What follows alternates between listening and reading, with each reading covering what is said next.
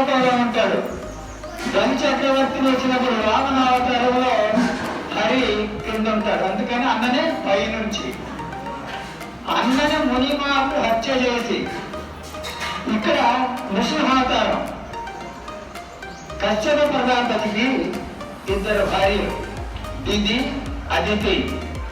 దితి సంతానం దైత్యులు, రాక్షసులు. అదితి సంతానం దేవతలు.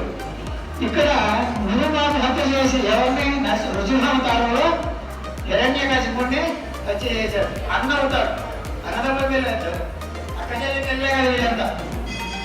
తర్వాత అన్నసుతు రక్షించి ప్రహ్లాదుని రక్షించాడు.